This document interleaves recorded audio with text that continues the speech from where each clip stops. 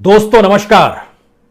दोस्तों कल तक हम अर्थव्यवस्था के आंकड़ों को छुपाते थे, आज हम मौत के आंकड़ों को छुपा रहे हैं। कल तक हमें बताना पड़ता था कि अर्थव्यवस्था चकाचौंध में डूबी हुई है। आज की परिस्थिति में हमें छुपाना पड़ रहा है कि इस देश के भीतर में दवाई, ऑक्सीजन नहीं है, अस्पतालों में जगह नहीं है, हर जगह कतार लगी हुई है। चाहे दवाई चाहिए, चाहे अस्पताल के बेड की जरूरत है, चाहे ऑक्सीजन की जरूरत है, या फिर शमशान में जलते हुए शवों को गिनना शुरू कर देंगे तो शायद सरकार के आंकड़ों के वह पार निकल जाएगा। हर चीज इस देश में छुपाकर परोसी जा रही है और इस परिस्थिति के भीतर में शब्द बेअसर हो चले हैं। इस देश के भीतर के संस्थान अपनी साख को खत्म कर चुके हैं। इस देश के भीतर में राजनीतिक सत्ताओं की अपनी जमीन खोखली हो चली है। इस देश के भीतर में कमोवेश हर क्षेत्र के भीतर की जो परिस्थिति है वो डराने वाली है। सवाल सबसे बड़ा यही हो चला है, इस अंधेरी अवस्था के बीच में क्या किसी के पास कोई रोशनी बची है जिससे उम्मीद यह देश लगा सके, या फिर किसी की साख ना बचे एक ऐसी परिस्थिति को लगातार खड़ा कर दिया गया है। और परत दर परत अगर परिस्थितियों का आकलन कीजिएगा तो चाहे वो हेल्थ सेक्टर हो, चाहे वो शिक्षा का क्षेत्र हो, चाहे इस देश की अर्थव्यवस्था हो, चाहे इस देश के भीतर में अदालतें हों, चाहे इस देश की बैंकिंग सर्विस हो, चाहे इस देश के भीतर में चुनाव आयोग हो, या फिर मीडिया ही क्यों ना हो, चाहे इस देश के भीतर में कैबिनेट मिनिस्टर्स या फिर तमाम राज्यों के मुख्यमंत्री ही क्यों ना हो, आपको नजर नहीं आएगा कि किसी की साख इस रूप में बची हो जहां पर उसकी तरफ उम्मीद और आस लगाकर देखा जा सके, हां यह वो शख्स है या इसके पास वह सिस्टम है जिसके जरिए इस देश में कोई उम्मीद जगाई जा सकती है। किसी भी क्षेत्र को लेकर अगर ऐसी परिस्थितियां इस देश के साथ लगातार घटित हो रही है और सवाल बढ़ते बढ़ते लोगों की मौतों की संख्या पर आकर टिक गया है, लोगों को मिलने वाले ऑक्सीजन को लेकर सवाल उठने लगे हैं, इस देश के भीतर में अस्पतालों के इंफ्रास्ट्रक्चर को लेकर सवाल उठने लगे हैं, सत्ता के जरिए वेंटिलेटर, ऑक्सीजन और जो भी मेडिकल इंफ्रास्ट्रक्चर बनाने की दिशा में उठाए गए कदम थे वह सभी अगर झूठे साबित हो रहे हैं तो फिर आपके पास क्या बचा है? और अगर कुछ भी नहीं बचा है तो आज इस सिलसिले को कहां से शुरू करें? यह सवाल इसलिए है क्योंकि दुनिया के 17 देशों के सामने हमने झोली फैलाई है। यह कहकर दुनिया भी मदद करने पर अब बेबस भी है और उसके सामने एक मुश्किल हालात भी है, क्योंकि जिस महामारी से भारत दो दो हाथ कर रहा है, दुनिया इस बात को लेकर चिंतित भी है। अगर यहां की परिस्थितियों से बात आगे निकली तो फिर कौन कौन से देश इसकी चपेट में आएंगे, और क्या वाकई भारत दुनिया के सामने कल तक सबसे बड़ा बाजार होगा, लेकिन आज की तारीख में यह महामारी का एक ऐसा बाजार है जहां पर जिसे जितनी जिस रूप में जो भी चीजें खपानी है वो खपा सकता है। शायद इसीलिए भारत में ब्लैक मार्केटियर भी है, शायद इसीलिए भारत के भीतर में जो इंफ्रास्ट्रक्चर है उसकी खरीद फरोख्त के लिए अलग अलग तरीके से राजनीतिक सत्ता हो, सामाजिक संस्थान हो, या फिर इस देश के भीतर में राहत ना दे पाने का एक सिस्टम हो, सब कुछ फेल क्यों लगने लगा है? हमें लगता है बात आज उन शब्दों से। नमस्कार दोस्तों, कोरोना वायरस क्राइसिस के लेटेस्ट अपडेट्स पर आइए एक नजर डालते हैं आज के इस वीडियो में। फाइनली उम्मीद जाग रही है कुछ अच्छी खबरों की। कुछ एरियाज में जैसे कि मुंबई में कोरोना वायरस केसेस नीचे जाने लग गए हैं। बताया जाता है कि स्ट्रिक्ट लॉकडाउन की वजह से यह हो सकता है, लेकिन एक और रीजन इसके पीछे यह हो सकता है कि महाराष्ट्र पहली स्टेट थी जिस पर सबसे बुरा असर दिखा था सेकेंड वेव का। तो कोई हैरानी की बात नहीं होगी अगर महाराष्ट्र पहली स्टेट होगी सेकेंड वेव से रिकवर करने वाली। लेकिन अनफॉर्चुनेटली दूसरे कुछ एरियाज हैं देश में जैसे कि वेस्ट बंगाल, जहां पर कोलकाता के कुछ एरियाज में पॉजिटिविटी रेट 50% तक पहुंच गया है, यानी टेस्ट कराए जाने वाला हर दूसरा इंसान पॉजिटिव पाया जा रहा है। कोलकाता और वेस्ट बंगाल में जो बड़ी स्पाइक आई है उसके पीछे ऑब्वियस रीजन बताया जाता है नेताओं की पॉलिटिकल रैलीज। आज के दिन फाइनली कुछ नेताओं को फुर्सत मिली है अपनी इलेक्शन रैलीज से कि वो काम पर भी ध्यान दे पाए। मोदी सरकार ने अच्छा डिसीजन ये लिया है कि अगले 3 महीने के लिए बेसिक कस्टम्स ड्यूटी और हेल्थ सेस हटा दिया गया है इंपोर्टेड ऑक्सीजन और बाकी इक्विपमेंट से, ताकि जो डिमांड बढ़ रही है ऑक्सीजन की उसे मीट अप किया जा सके, प्रोडक्शन बढ़ाई जा सके जल्द से जल्द। साथ ही साथ इन्होंने एक ग्लोबल टेंडर निकाला है 50,000 मेट्रिक टन से ज्यादा लिक्विड मेडिकल ऑक्सीजन इंपोर्ट करने के लिए। लेकिन इतना खुश मत होइए, क्योंकि सरकार आपकी जान बचाने से ज्यादा अपनी डूबती इमेज को बचाने के काम में ज्यादा इंटरेस्टेड है। लोगों की परवाह करने की जगह सरकार इस काम में लगी हुई है कि कौन मुझे क्रिटिसाइज कर रहा है और कैसे उनका मुंह बंद कराया जाए। सही सुना आपने, सरकार ने ट्विटर को कहकर 50 से ज्यादा ट्वीट्स हटवा दिए जो सरकार को क्रिटिसाइज करने लग रहे थे। अब जो सरकार के नौकर हैं वो इस खबर को सुनकर कहेंगे कि ये तो जो फर्जी खबर फैलाने वाले ट्वीट्स थे ना, फेक न्यूज हटाई है सरकार ने, ये ट्वीट्स पक्का कोई फेक न्यूज फैला रहे थे। लेकिन मैं आपको उदाहरण दिखाना चाहता हूं ये किस तरह के ट्वीट्स थे। एक ये ट्वीट था रेवांत रेड्डी की तरफ से, जो कि इंडिया के मेंबर ऑफ पार्लियामेंट है। इन्होंने ट्वीट किया, India recording over 2 lakh cases every day, shortage of vaccine, shortage of medicine, increasing number of deaths, health care system is collapsing, hashtag Modi made disaster. बताइए कुछ गलत लिखा है इस ट्वीट में? कोई फर्जी खबर है इस ट्वीट में क्या जो इसे हटाया जाए? यहां पर एक ऐसा ही ट्वीट किया था टीएमसी के एमएलए ने, India will never forgive PM Narendra Modi for underplaying the corona situation in the country and letting so many people die due to the mismanagement, hashtag Modi हटाओ देश बचाओ। बताइए क्या गलत है इस ट्वीट में? हालत इतनी खराब है कि हमारा बिकाऊ मीडिया भी आपसे सच छुपाकर नहीं रख पा रहा है, ना ही सरकार को डिफेंड कर पा रहा है। तो इन्होंने एक बड़ी ही अनोखी स्ट्रैटेजी अपनाई। इन्होंने सोचा हम किस तरह से ब्लेम को डाइवर्ट कर सकते हैं और हमारे सुप्रीम लीडर की इमेज को बचा सकते हैं। न्यूज 18 के अमीश देवगन ने ट्वीट किया, कोरोना काल सिस्टम बेहाल। आज तक ने ट्वीट किया, सिस्टम के सामने दम तोड़ी सांसें। एबीपी न्यूज ने ट्वीट किया, सिस्टम कैसे छीन रहा है लोगों की सांसें, कोरोना नहीं सिस्टम मार रहा है। देखिए कैसे बड़ी चालाकी से मोदी सरकार का नाम नहीं लिया यहां पर, बल्कि सारा ब्लेम एक अनजान सिस्टम पर डाल दिया। ऐसा लगता है यहां पर मानो ऊपर से इन्हें कोई ऑर्डर आया हो कि सिस्टम शब्द का इस्तेमाल करना है, सरकार को मेंशन तक नहीं करना।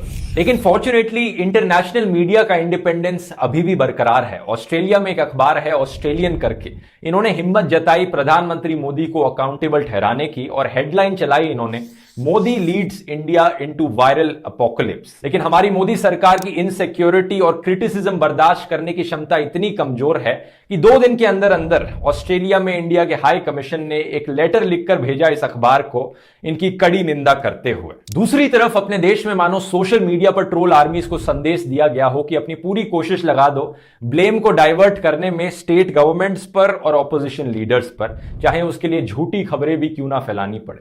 ऐसी ही एक फेक न्यूज बड़ी पॉपुलर हुई जिसमें पीएम केयर्स फंड से निकलने वाले पैसे पर सीएम केजरीवाल और सीएम उद्धव ठाकरे को ब्लेम किया जाता है कि वहां से पैसा आया और इन दोनों चीफ मिनिस्टर्स ने कोई काम नहीं किया ऑक्सीजन प्लांट्स लगाने पर। लेकिन जब इसका फैक्ट चेक हुआ scroll.in के द्वारा तो पता लगा कि रियलिटी में यह काम सेंट्रल गवर्नमेंट के अंदर ही आता था। लेकिन अच्छी खबर यह है कि इंडिया को अब दुनिया भर की कंट्रीज से मदद मिल रही है इस ऑक्सीजन क्राइसिस से डील करने के लिए। यूनाइटेड किंगडम ने 495 से ज्यादा ऑक्सीजन कॉन्सेंट्रेटर्स और 140 से ज्यादा वेंटिलेटर्स इंडिया को दिए। ये ऑक्सीजन कॉन्सेंट्रेटर्स बड़े ही अनोखे डिवाइसेस हैं। ये डिवाइसेस की मदद से जो हवा है उसे कन्वर्ट किया जा सकता है ऑक्सीजन में और वहां से ऑक्सीजन दी जा सकती है पेशेंट्स को। आमतौर पे मेडिकल ऑक्सीजन को ट्रांसपोर्ट किया जाता है ऑक्सीजन सिलेंडर्स में, या तो ऑक्सीजन सिलेंडर्स में ऑक्सीजन को बहुत कंप्रेस करके रखा जाता है या फिर काफी ज्यादा कूल डाउन करके। लेकिन इसमें ट्रांसपोर्टेशन की प्रॉब्लम होती है, ट्रांसपोर्ट करने में इन सिलेंडर्स को काफी ज्यादा टाइम वेस्ट हो सकता है। ऐसे में ये ऑक्सीजन कॉन्सेंट्रेटर्स बड़े काम के आते हैं, जहां पर ये मेडिकल ऑक्सीजन को अपने अंदर ही प्रोड्यूस कर सकते हैं। हवा को खींचते हैं एक सीव के थ्रू, नाइट्रोजन निकाल देते हैं हवा से। वैसे आप जानते ही होंगे कि हमारी हवा में 21% ऑक्सीजन है, 78% नाइट्रोजन है, लेकिन मेडिकल ऑक्सीजन में 90 to 95% प्योर ऑक्सीजन होनी चाहिए। यही रीजन है कि हम ट्रीज और प्लांट नहीं करते मेडिकल ऑक्सीजन पाने के लिए। जैसा कि कंगना रनौत ने कहा था कि और ट्रीज प्लांट करने चाहिए तो शायद इतनी ऑक्सीजन की कमी नहीं होती। उस ऑक्सीजन का इस मेडिकल ऑक्सीजन से कुछ लेना देना नहीं है। यहां पर ऐसे डिवाइसेस की जरूरत।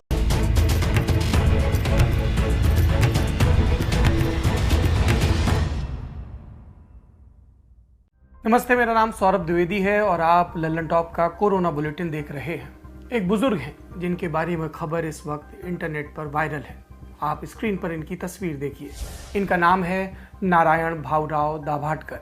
महाराष्ट्र के नागपुर शहर के रहने वाले नारायण को कोरोना पॉजिटिव होने के बाद इंदिरा गांधी शासकीय अस्पताल में भर्ती कराया गया था। अस्पताल में ऑक्सीजन बेड मिलने के बाद उनका इलाज चल रहा था। इस दौरान 85 साल की नारायण भाऊ की नज़र एक ऐसी महिला पर पड़ी जो अपने पति की जान बचाने के लिए अस्पताल के प्रशासन से ऑक्सीजन बेड की गुहार लगा रही थी। महिला का दर्द देख नारायण भाऊ से रहा नहीं गया। उन्होंने डॉक्टर से कहा, मेरी उम्र 85 साल की है, मैंने अपनी जिंदगी जी ली। इस महिला का पति युवा है। इस जवान शख्स का जिंदा रहना मेरी जिंदगी से ज़्यादा ज़रूरी है। इसके छोटे छोटे बच्चे हैं, इसलिए मेरा बेड महिला के पति को दे दिया जाए।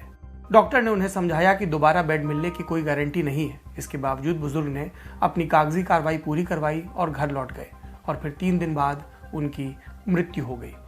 राष्ट्रीय स्वयंसेवक संघ से जुड़े नारायण भाऊ ने एक अनजान शख्स की जान बचाने के लिए जो समर्पण किया, उसकी सब लोग वाहवाही कर रहे हैं। लेकिन एक बात और भी ज़रूरी है, वो ये कि जो जिम्मेदारी नारायण भाऊ ने समझी, जैसा समर्थन, जैसा समर्पण उन्होंने दिखाया, वैसा समर्पण हमारे देश की सरकारें नहीं दिखा रही। उद्धव ठाकरे सरकार को इस बात का जवाब देना चाहिए कि एक बुजुर्ग जब अस्पताल से लौट गया तो 3 दिन बाद तक उन्हें दोबारा बिस्तर क्यों नहीं मिला। ये तमाम हुक्मरान जो दावा कर रहे हैं कि स्थिति नियंत्रण में है, नारायण भाऊ का बलिदान उनके लिए एक जागृति की तरह हो। तो आप एक बुजुर्ग के समर्पण की, उनके दधीची होने की तारीफ करें, लेकिन साथ में ये भी याद रखें कि सिस्टम ने नारायण भाऊ को और हम सबको फेल किया है। और कई लोग इससे पहले कि सिस्टम पर लतीफे शुरू करें, यहाँ सिस्टम से तात्पर्य सरकार से है। इस पर्टिकुलर केस में महाराष्ट्र की सरकार से है, जिसका नेतृत्व शिवसेना के नेता और मुख्यमंत्री उद्धव ठाकरे कर रहे हैं। अब ग्राउंड रिपोर्ट की तरफ बढ़ते हैं। सबसे पहले पुणे के नायडू अस्पताल में काम करने वाली नर्स छाया जगताप के बारे में बताते हैं। शायद आप में से कुछ को ये नाम याद हो।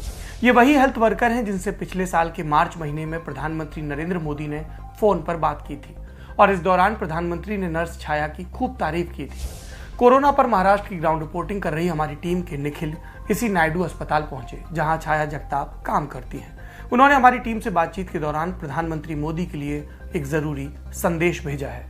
स्क्रीन पे आप जिनको देख रहे हैं वो है सिस्टर छाया। सिस्टर छाया वही फ्रंटलाइन वर्कर हैं जिनसे मार्च 2020 में प्रधानमंत्री नरेंद्र मोदी ने फ़ोन पर बात की थी। उसके बाद खूब चर्चा भी हुई थी, इनकी भी, पीएम की जो बात थी उनकी भी, और इनके हॉस्पिटल की भी, जो पुणे महानगर पालिका का नायडू हॉस्पिटल है, जहाँ पे इन्फेक्शियस डिजीज़ का इलाज होता है। कोरोना भी किसी तरह की बीमारी है।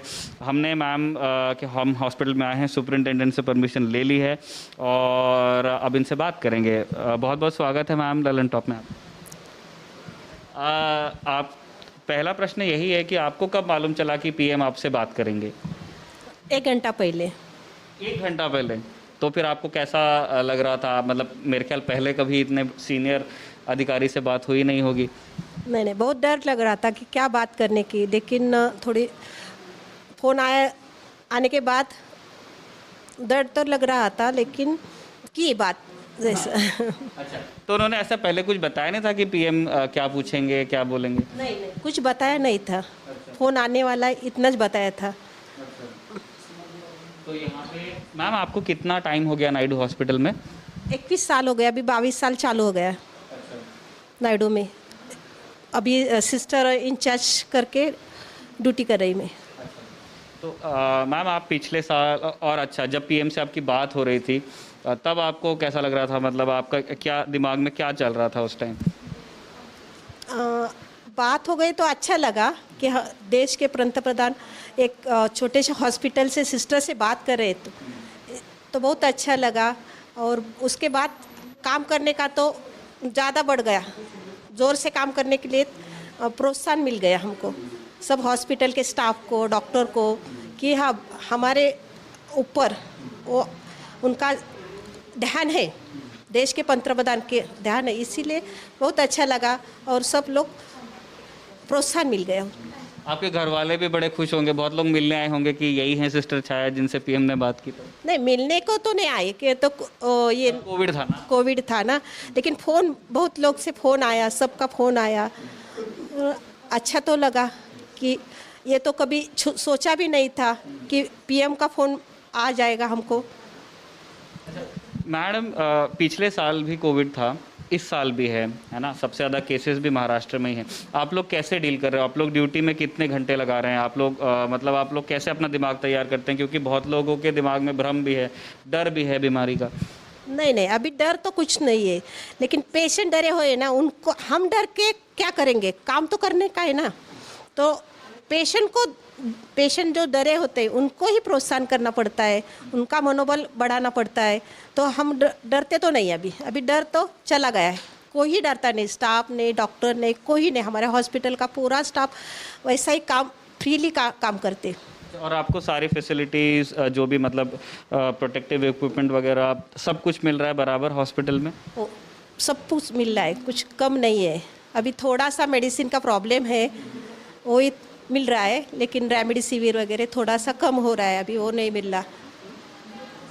मैम जो मतलब ये तो आपने आपकी काम की, तो बहुत प्रेशर भी होगा क्योंकि पहले से बहुत ज़्यादा पेशेंट्स आ रहे होंगे मेरे ख्याल। अभी ये सेकेंड वेव आया तो हाँ, काम का तो प्रेशर बहुत है।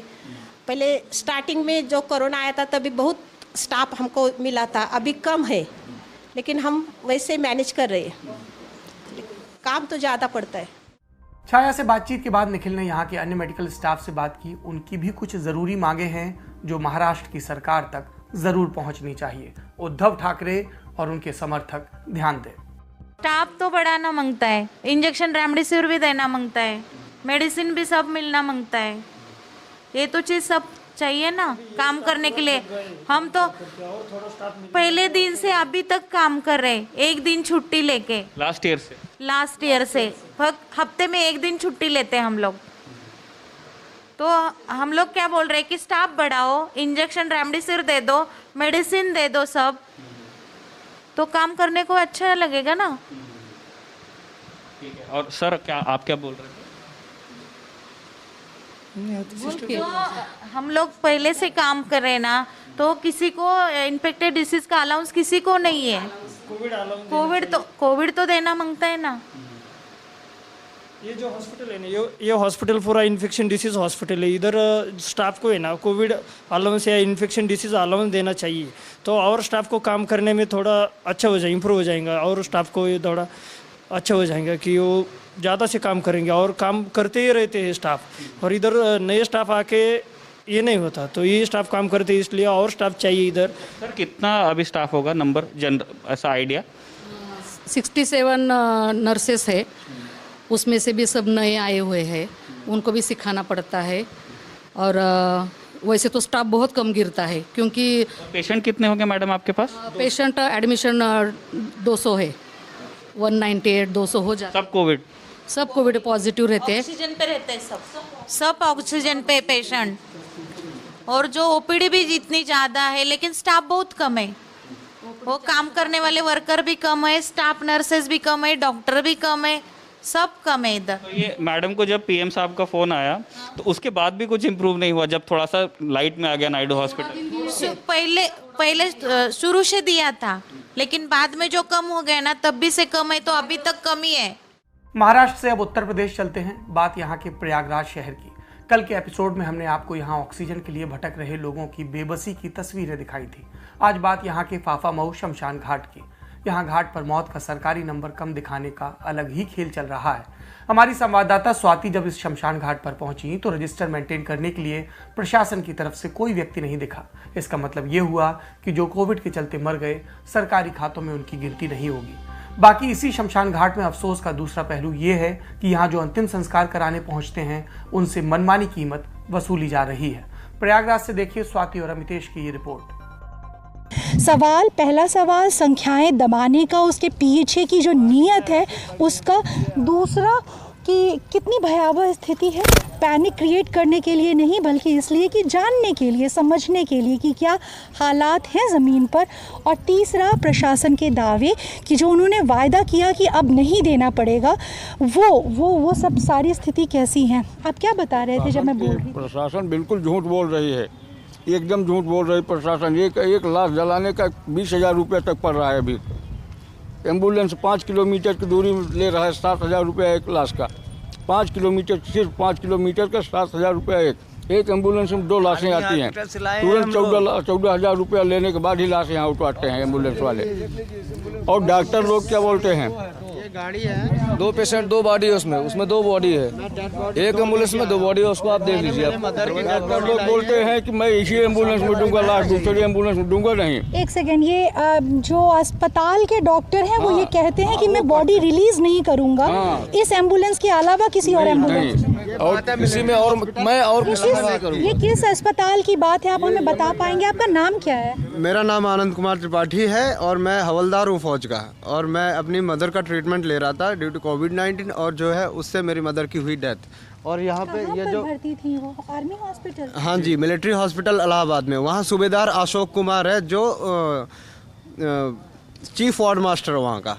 चीफ वार्ड मास्टर ने हमको मना कर दिया, हमारा खुद का हायर एम्बुलेंस जो हमने करना चाहता था वो मना कर दिया उसको हायर करने से। उसने अपनी एम्बुलेंस मेरे को दी। इसमें 2 डेड बॉडीज़ आई हैं जो कि 14,000 में आई हैं, 14,000 में। यहाँ से मिलिट्री हॉस्पिटल सिर्फ 7 to 8 किलोमीटर्स हैं बस, और 14,000 रुपये लिए उसने। प्लस यहाँ पे ये जो लकड़ियाँ आप लोग देख रहे हैं, इसके 5-5 हज़ार रुपये लिए गए हैं। मेरे भी पिताजी क्या कहते हैं अभी हुए हैं। कितनी प्रॉब्लम हम फेस कर रहे हैं यहाँ पे, जो है 20-20 हज़ार रुपये हमसे एक लाश जलाने के लिए ली जा रही है यहाँ पे। सूबेदार अशोक कुमार नाम है और चीफ वार्ड मास्टर है। और उन्होंने ये कहा, रात 12 बजे डेथ हुई थी मेरे ग्रैंड मदर की, और अभी मेरे को डेड बॉडी मिली है। और एक 24 घंटे में सिर्फ 2 डेड बॉडीज निकल रही है मिलिट्री हॉस्पिटल से।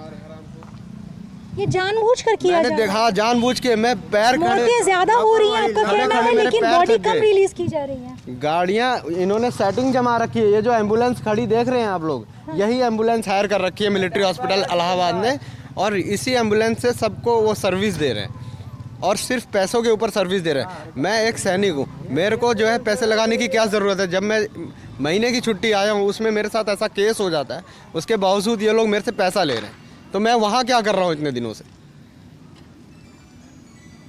ड्यूटी कर रहे हैं, बॉर्डर पे मर रहे हैं, और घर में अगर कोई बात होती है, किसी परिवार वाले कुछ होता है, तो उसके साथ ऐसे इस तरीके से व्यवहार किया जाएगा, तो उसको ऑन ड्यूटी मतलब क्या है? आर्मी में ड्यूटी कर रहा है मतलब क्या है? उसको पता नहीं, वहाँ के कमांडेंट को पता नहीं कि क्या हो रहा है नीचे, और सूबेदार हवलदार ये लोग पैसा खा रहे हैं और घूस खा रहे हैं। ब्लडी जिसकी डेथ हुई है, इनके हस्बैंड हमारे पिताजी स्वर्गीय श्री स्वामीनाथ त्रिपाठी, 35 नौकरी की उन्होंने फौज में, 35 साल नौकरी की है, ऑर्डिनरी लेफ्टिनेंट से रिटायर्ड है वो फौज के।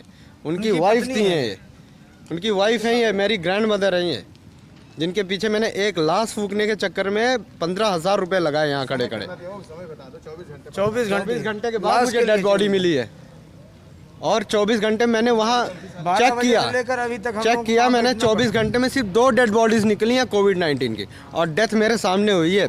5-6 बॉडीज निकली हैं कोविड-19 के, उसमें से। मतलब आपका कहना है कि मौतें ज्यादा हो रही हैं, लेकिन बॉडी रिलीज करने में देरी नहीं हो रही है। हम लोग थक गए, सुबह 2 बजे के बैठे हम लोग गाड़ी में, रिक्वेस्ट कर रहे हैं, कोई है नहीं वहाँ सर्विस करने के लिए, सर्विस देने के लिए नहीं है कोई। अगर एक बंदे की ड्यूटी ऑफ है तो नाइट ड्यूटी वाला बंदा कहाँ था?